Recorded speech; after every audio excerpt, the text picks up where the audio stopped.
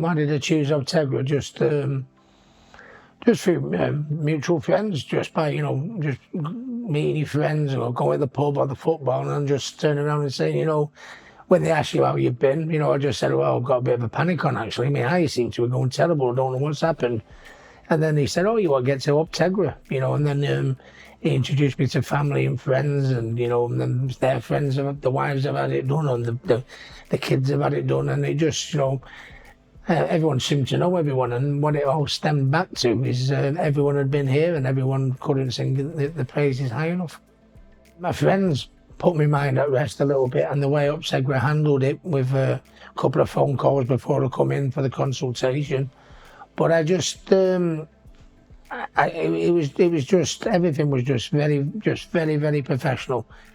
My vision now, absolutely fantastic, you know what I mean? It makes me smile, just little things, like, the phone going and just looking at it and not having to put my glasses on, you know what I mean?